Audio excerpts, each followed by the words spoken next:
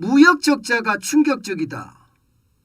그래서 1997년에 경상수지 적자라는 위기가 온다. 사실일까요?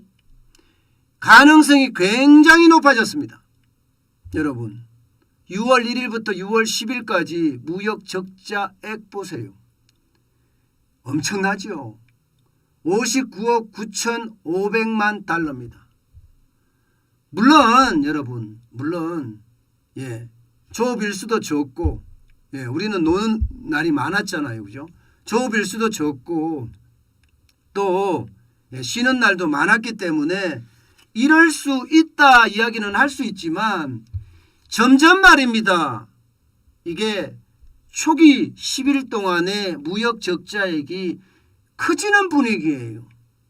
5월달만 하더라도 이게 50억 달러 초반대였거든요. 그러던 것이 6월달에는 59억 9,500만 달러면 60억 달러입니다. 60억 달러. 60억 달러라는 것은 여러분 결코 적은 수치가 아닙니다.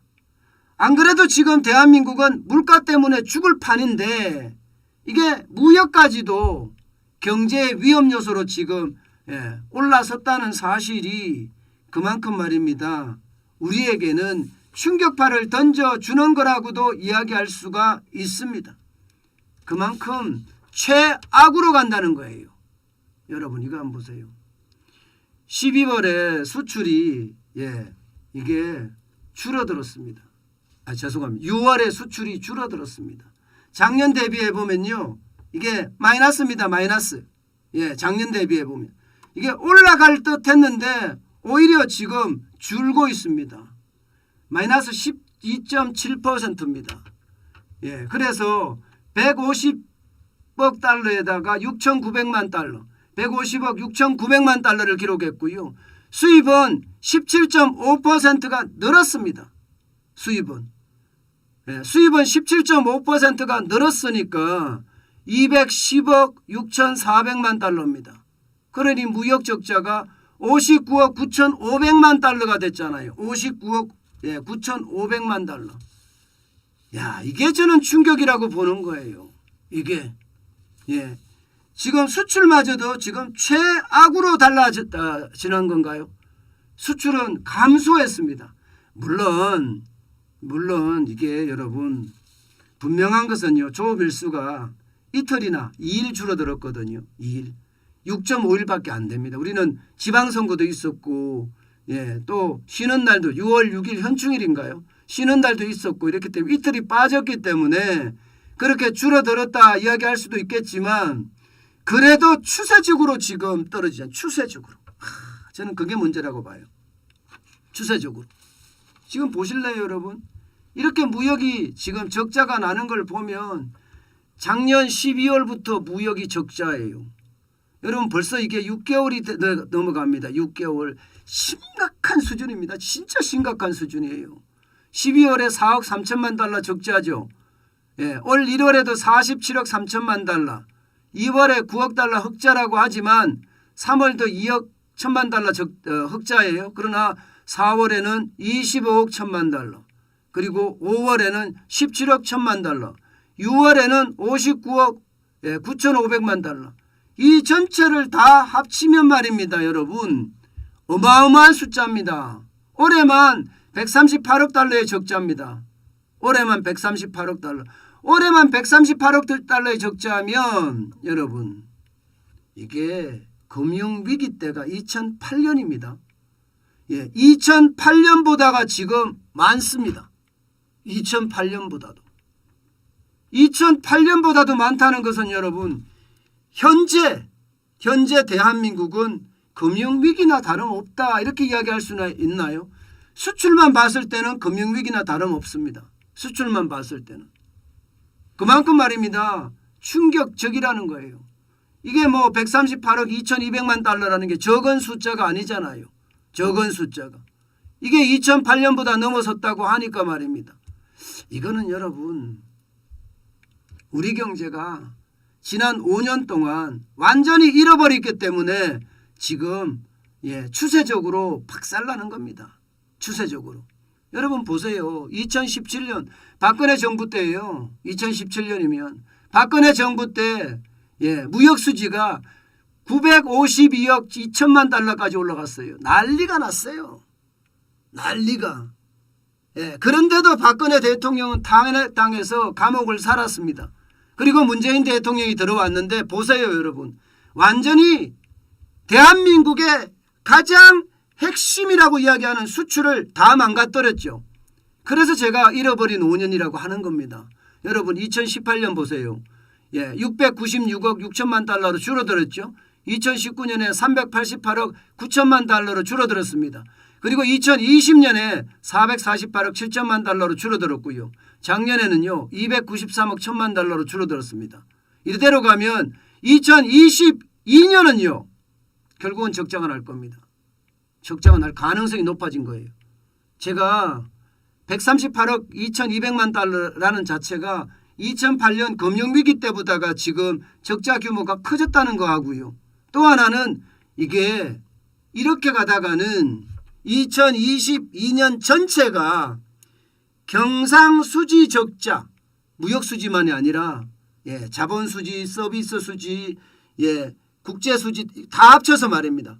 경상수지마저도 적자가 나는 최악으로 가는 것은 아닌가 그런 이야기를 지금 하고 있는 정도입니다. 그만큼 지금 심각하다는 거예요. 심각하다. 윤석열 대통령은요 그 어느 때보다 수출에 온 힘을 기울여야 됩니다. 게다가 지금 화물연대 파업하고 있잖아요. 수출에 지장 없을까요? 앞으로 가면 갈수록 수출에 지장 있을 수밖에 없습니다. 그런데 윤석열 정부는 지금 뭘 하고 있는 거죠?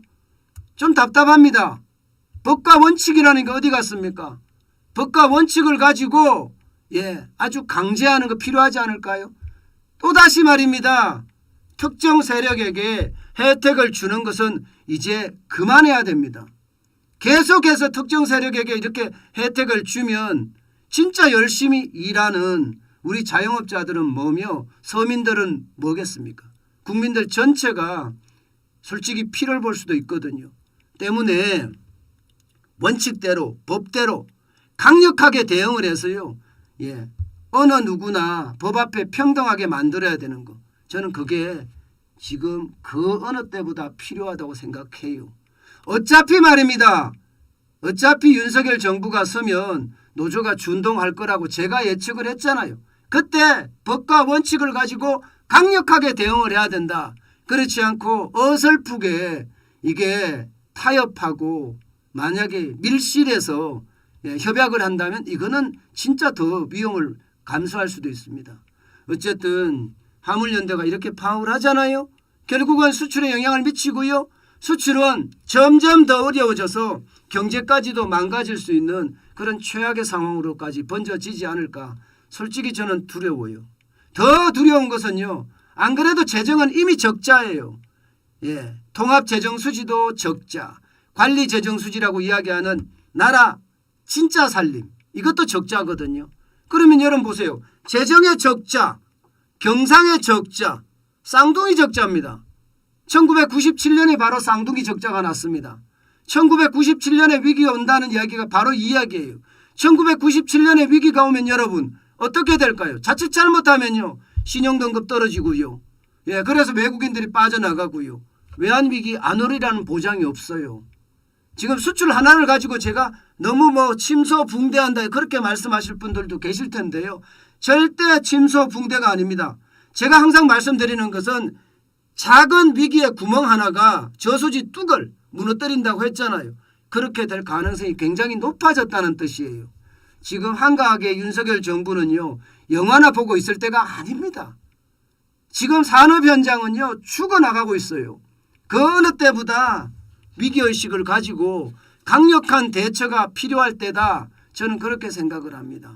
그렇지 않으면 우리 국가에 대한 위협 1997년 98년에 저는 현장에서 기자로 취재를 했었거든요. 그때 말입니다. 좀 의식 있는 사람들 지도자들은 뭐라고 했나 하면요. 경제국치일이라고 했어요. 경제국치일. 경제가 망해서 가장 부끄러운 날이라고 했습니다. 그런 날이 안 오리라는 보장 없다는 뜻입니다. 그만큼 말입니다. 우리는요 재정에 대한 적자나 수출에 대한 적자 빨리 회복을 해야 됩니다. 외국인들이 대한민국에 투자할 때 가장 중요시 여기는 두 가지 이러면요. 야, 대한민국은 진짜 재정이 탄탄해. 대한민국은 진짜 수출을 잘해. 이게 외국인들이 투자하는 이유거든요. 바로 이런 이유가 지금 무너지고 있는 거예요. 이 이유가 무너진다는 자체는요, 여러분 결국 우리 경제 전체에도 외국인들의 영향이 미칠 수밖에 없고 이들이 만약에 말입니다. 빠져나가면 어떻게 되나요? 그러면 외환위기가 안 오라는 법도 없습니다. 저는 그만큼 말입니다. 충격의 어떤 시기에 있다 이렇게 말씀드리고 싶습니다.